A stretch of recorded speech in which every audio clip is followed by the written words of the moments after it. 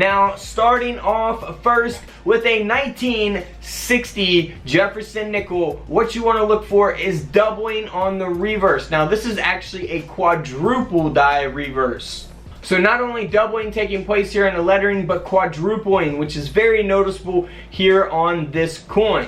Now you can look at these coins up close with a USB microscope. I have those available on couchcollectibles.com. Here's an example of a 1960 proof that has a quadruple die reverse. You see here on the coin slab QDR, that's what that stands for, that quadrupling. Now here on the reverse is where it takes place, and that will give the coin a lot of value along with a high grade of a proof 66. So if you're not familiar with coin grading, the coin grading scale goes up to 70. This is at a 66, so that will give it a lot of value as well. So this coin here sold for over $1,400, a $1,400 coin.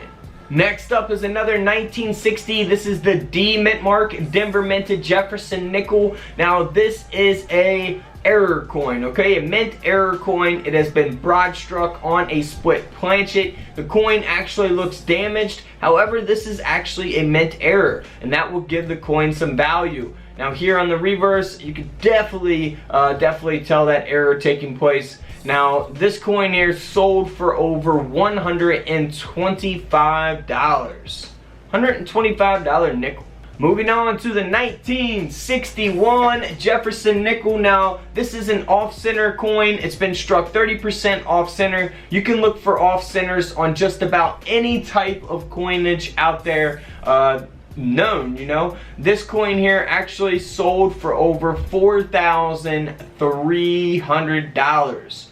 $4,300. Next up, probably my favorite coin of this video by far. Now this is a 1961 Denver minted Jefferson nickel that was double struck with the second strike being 50% off center. Now this is very, very cool here. As we can see here in the middle of the coin on Jefferson's face, you see the date 1961. That is because the design was double struck, okay? The coin was double struck. We see here on the reverse the edge of the building going through the building. So very cool type of error. Now this is maybe not noticeable if you're not looking for it. If you're just not searching through your pocket change or searching bank rolls from the bank, you're never gonna find stuff like this unless you actually look for it. Now this coin is probably, you know, coins like these are probably gonna be super hard to find, but they are valuable. This nickel here sold for over $345, and it definitely does look like it's been in circulation. So wow, could you imagine stumbling across this coin? $345.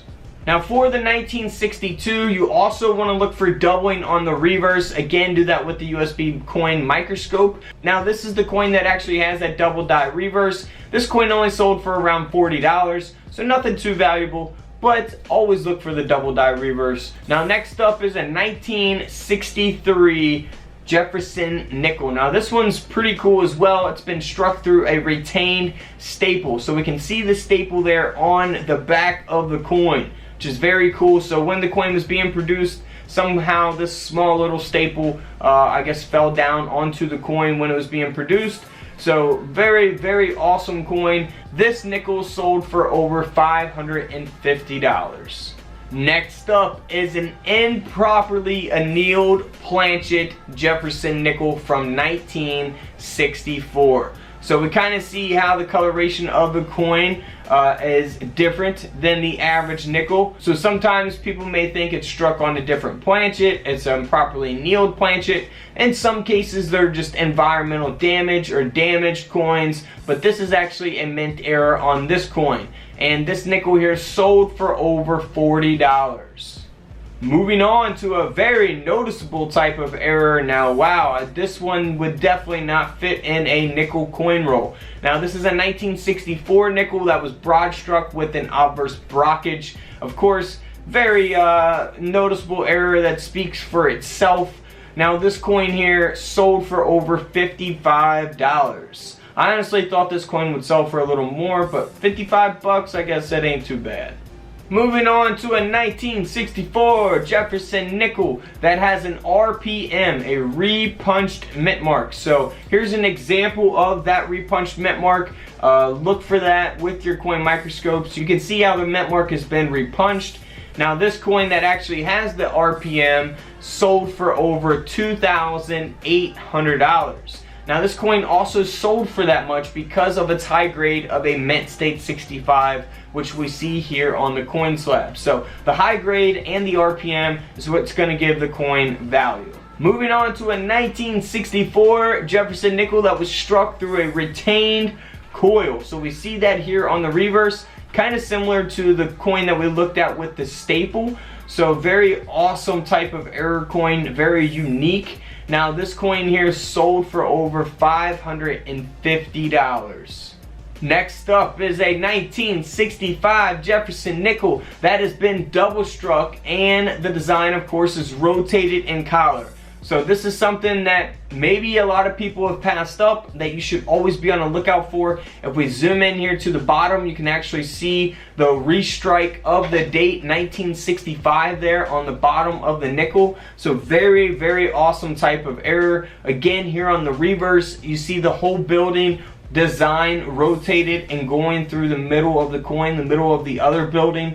So that is very awesome. And of course, this coin has like amazing toning to it to begin with for the 1965 nickel. Now this coin here sold for over $645.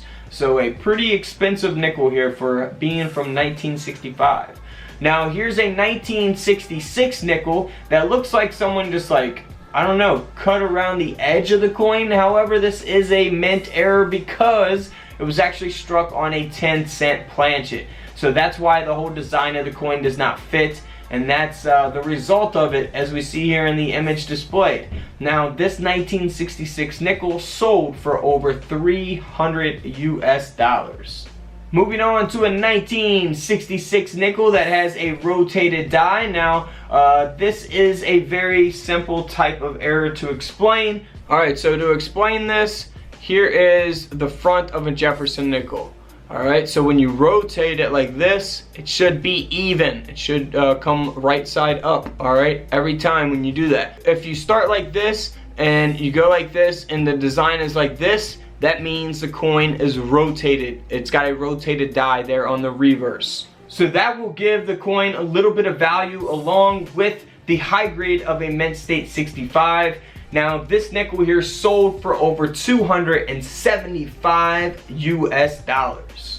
Next up, I really like this mint error coin here. This is a 1967 Jefferson nickel that has a very large cut on it, which is a die break. So you will see a bunch of different examples of cuts. You will find small ones, large ones like this one, some of them that cover up the date. They're on all different areas of the coin. Some of them, like I said, small, large. So always be on the lookout for those, even on pennies, quarters, dimes, all different types of coinage. Now this coin here sold for over $195. Moving on to a very awesome coin. This is a 1968 Jefferson nickel. It is the S mint mark, and it has been double struck with a rotated die, so very cool. This is a very noticeable type of error. You would not need a coin microscope to spot this thing for sure. You can definitely see how that is an error coin. Now this coin here sold for over $2,000. That's right, a $2,000 Jefferson nickel. Now here's a 1968S. This is the proof coin that has an RPM. So here's an example of the RPM, an S mint mark being repunched.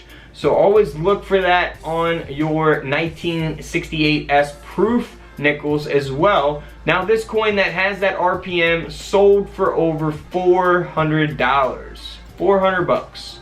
Here's a 1968S proof, again, that has been double struck, very noticeable error. Now finding proof coins and pocket change and then coin rolls is already hard enough. So finding something like this, I would imagine, is not a one of a kind. Maybe there's another one out there that's similar, but definitely hard to find something this unique in pocket change or in a coin roll from the bank. Now this coin did sell for over $4,600. A $4,600 Jefferson nickel. Alright guys, don't forget to subscribe in the middle, check out the videos to the left of me, and until tomorrow, I will see you all in the comment section below. This is Couch Collectibles, and this is where I disappear.